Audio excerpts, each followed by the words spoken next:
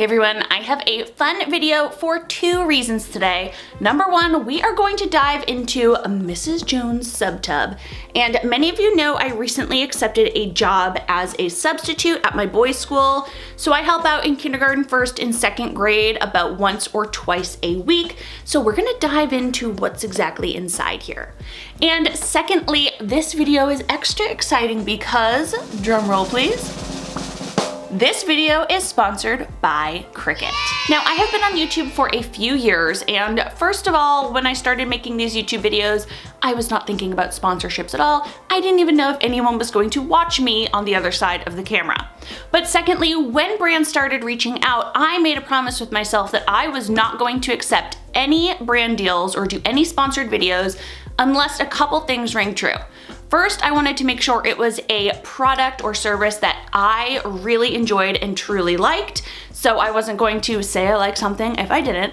And number two, I wanted to make sure it was something you would also possibly like as well. And Cricut fits the bill. So in this video, I'm gonna show you real quickly how to make these cute little labels for either your subtub or your math bins or whatever you would like to do. But today we're focusing on the subtub. So I don't know if you have a subtub in your classroom, but I find it to be a much easier way to just make sure that if I have a last minute substitute, or again, as a substitute, if I'm walking into a classroom and the teacher doesn't have materials or not enough for the day, that I am fully prepared with fun, exciting, and engaging things that also meet kindergarten, first or second grade standards.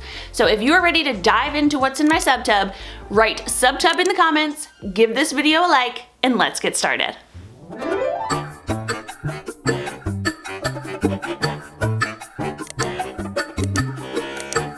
Before I dive into what is exactly in this subtub of mine, I want to show you how you can personalize your own subtub, or you can make a label for any of your bins for that matter, because as you know, being a teacher, you kind of have to be organized. Even if it's not your strong suit, there's just so many materials in our classroom, from papers to books to math manipulatives, whatever it is, we have tons of bins. And when they're labeled, it makes things a heck of a lot easier to find, especially as a substitute going into someone's classroom.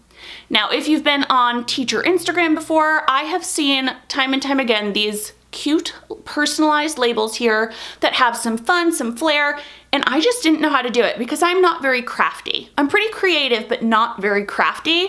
So before I found the Cricut, I was just like getting construction paper and writing a big like 1 with a Sharpie and just taping it on there. And then they would all fall off and everything. So I want to show you how to use the Cricut to make something like this. The Cricut is a smart cutting machine that cuts hundreds of materials from things like vinyl, like these little stickers. On the other side here, I have this cool cardstock sticker paper, which I loved the colors. You just print out the sticker and plop it on. It even cuts leather. So let me show you how to use it. Like I said earlier, Cricut cuts hundreds of materials, so I'm going to use this colorful cardstock here and some of their smart vinyl to make the stickers for my subtub. It also comes with some of these tools to help peel off the stickers so none of those words rip. Here is Design Space, and I just went in, typed Mrs. Jones and subtub, and I got it the way I wanted, and I chose some fonts that are already included in the software. And then once it's ready, you just press go. I'm gonna choose my material, which is the vinyl smart paper that they have right here. It measures to make sure it will fit, and then you press go and it starts cutting. Now, I also love that this vinyl is super easy to stick on and then peel off if I needed to replace it. Because I was trying to measure everything out. I'm not one for like really measuring, so I'm just eyeballing here. So I did peel off the S one more time and I placed it better for the subtub. And then this tool right here was great for helping me peel off those tiny little letters for Mrs. Jones at the top there. Now, I do have two sides to this bin, and I wanted to try out something else to kind of personalize the other side even more. And I typed in teach to the Design Space program just to find some cool sayings and stickers, and I found this one that says made to teach that I thought was perfect and I really loved. And I picked it for this teal cardstock paper. and it cut it out, again, so easily. I just picked the size I wanted, pressed go, and it started cutting. And I like this cardstock paper because it is nice and thick.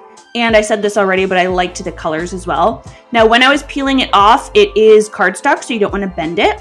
So I definitely used the tools to help me so I wouldn't rip any of the paper. But a very simple process. Once I peeled it off, I stuck it right to the bin. Now, I could have left it like that, but I wanted to make it a little more specific. So I also used the little needling tool to pick out the middle of the A and the D and the E, just to really finish off this project. Look, it's so cute. Honestly, it took me less than 10 minutes to go ahead and create the design I wanted, find the sticker I wanted, cut them out, and apply them to my sub tub. I mean, seriously, it's so cute. All right, let's see what's inside. Now, if you're a classroom teacher watching this, there are going to be a few things you will want to have at the top of your sub tub for your substitute teachers. And things like that are going to include, you'll want to have a printed out class list. You will want to have a way to explain how attendance and lunch orders are taken. You will want to have your daily schedule. So of course they can see, what subjects you're doing at what time, as well as what specials you have.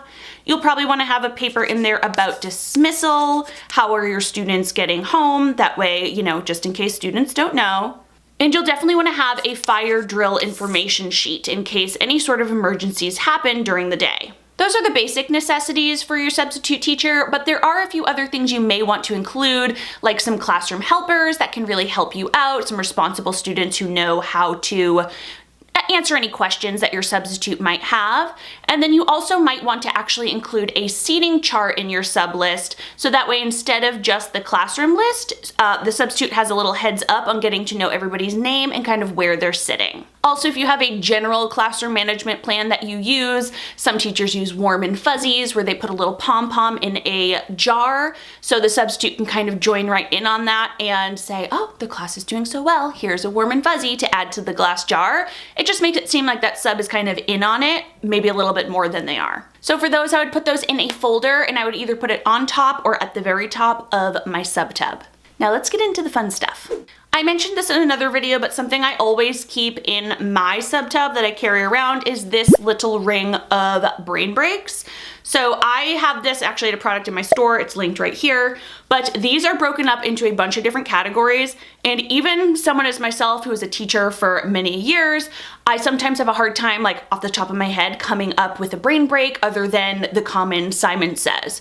So sometimes I like to flip through here and just find a fun way to either get students moving or get their minds kind of focused back so we can pay attention to the task a little bit more. Now, I do like to make my sub tubs seasonal, so I'm always adding a fun little seasonal flair to each month, but there are some things that will always stay in my sub tub that are not seasonally based. For instance, my interactive read alouds, here is what this unit looks like, and it has over 72 one-page read alouds that go to mostly classic books that you can find at almost every school library. So for example, it also has a little scope and sequence.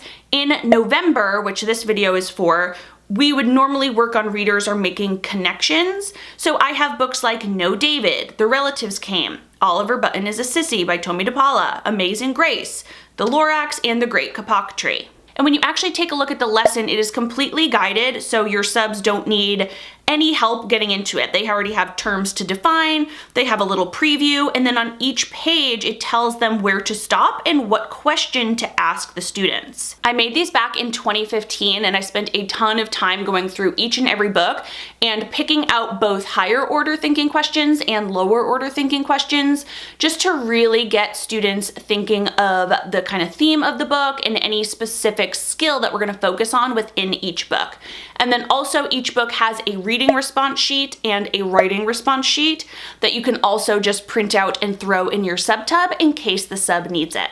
I'll actually link that down in the description because I do have a free read aloud in there for Officer Buckle and Gloria that you can download when you open the preview. Feel free to staple that together and throw it right in the front cover of the book, and you'll already have a read aloud lesson for your subtub. So regardless of the season, I will always have at least one of those books ready to go with its one-page lesson and the reading and response sheet ready for the subtub. As far as math goes, I like to keep it pretty simple, and I always have a print and play game that students already know how to play. That's if I'm the classroom teacher. If I'm the substitute, I will pick a print and play game that is very simple to learn, and we will simply sit in a big circle and I'll teach them how to play it first before they go on and play it with a partner. Now, I like to use my print and play games either from my kindergarten pack or my first grade pack, and right now it is November, so in first grade we would be focusing on addition, and in my kindergarten classes we would do a number sense game where students are really counting up objects and things like that. So the two mainstays in my subtub are that interactive read aloud with a classic book and a math game that they've already played before, or at least with a skill that they might know and is pretty easy to learn. Now let's dive into some of the seasonal activities I have for November. I have a lot of freebies for you. All right, let's talk about some turkey things. For another math game, I have Turkey Races, this game right here. And again, I love a lot of these freebies because this is my freebie and I usually have a cover page that prints out all the directions. So you could simply print this out and the directions would be right there for your sub on how to play. This is a number sense type game, and there are actually 4 different spinners that students can choose from. And with a partner, they will simply spin the spinner, 10. And then as they go, there's partner A and partner B, so they'll take turns, and they will then fill in the 10, because this person landed on 10, spaces. And then let's say partner B got 6, they will fill in 6. And the game continues because it just goes back and forth, spinning and adding, or spinning and, putting the amount that are on there until one of the players reaches the top. So there's a little 10 frame tracker here, and what I like about this game is as students are playing, I really walk around and see if they're able to count by tens, because I'll ask a student, how many do you have here? And I expect to see them say 10, 20, 30, 31, 32, 33, if that's how many they had. If I see them counting each individual one, I might prompt them to remember that we're counting by tens here. Very simple, students go back and forth until one person reaches the top. Now, back to literacy, I have a turkey close reading passage that is nonfiction. This is also free. So here we have our turkey close reading passage, and it is a pretty simple passage for students to learn a little bit about wild turkeys. And in kindergarten and first grade, we would absolutely read this together. In fact, in kindergarten, I would probably display this on the smartboard, and I would read this aloud, and then we would answer all of the questions together with input from the class. Now in first grade, we would read it together, but students would have their own worksheets that they are filling out, even if we are doing it together. And in second grade, they could probably do this independently, except for a small group you might have to pull. So here they would just read the story, and then we would go right into the vocabulary. Now these are set up the same way as my seasonal close reads. So there's 3 vocabulary words that they need to go back into the story and highlight or find. Here we have loose, waddle, and peck. And so they have to find each of the words. We'll talk about what they mean, and then they'll have to do a little fill in the blank to see which word fits and write a sentence using one of the vocabulary words as well. And then because this is a close reading passage, we have 3 questions that I want students to answer using the evidence from the text. So they're going to have to make some inferences here. How do you think the shape of the turkey's beak helps them eat? And we talk about how they have curved beaks that help them, because they peck at berries, nuts, and plants. So they have to make some inferences about why that would help them. How is a female turkey different than a male turkey? There's a few ways listed in there. And then describe what a turkey looks like using evidence from the text. So what did they read? They can write it down here. Now for 2 fun free writing activities for November, I love to read Stone Soup. I've mentioned this before, but in my classroom, I would like to read 4 different versions of the book, and then we kind of compare and contrast. If you are a substitute, you might only be having one of them, but I actually came up with a story-based writing activity for this version of Stone Soup by John J. Muth. And in this version, it's 3 monks that are actually traveling, and they're trying to figure out the meaning of happiness. And just like the other, themes of Stone Soup, they talk about community and coming together. And I actually have an entirely free unit for this. It looks like this right here. I'll link it down in the description, of course. And this is already preloaded into Seesaw, it's preloaded into Google, and it has a printable version. So that gives you some options if your students have iPads that they use in the classroom, or Chromebooks, or whatever they happen to use. You could actually just assign this activity and the sub could do it with them. And if they don't have this book, all the books I share, you can find them easily read aloud on YouTube, and I actually included a read aloud of this one in that freebie. So after the teacher would read this book aloud, there are actually 3 different writing prompts that you can either choose as the teacher, or you can have the sub choose, and they will pick one of them, and then students have a planning sheet to plan out their writing before they actually write their response. And there's an informative, an opinion, and a narrative prompt for them. Another book I like to keep in my subtub in November is The Scarecrow by Beth Ferry.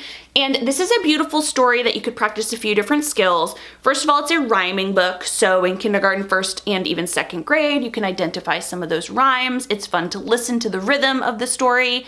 And also it talks about how the scarecrow is lonely. So we can have a little social emotional talk around loneliness and what we can do if we see a friend might be feeling lonely, things like that. And then as an extension this would be for 1st and 2nd grade, you could have your students write a persuasive letter sharing why they would be a good scarecrow.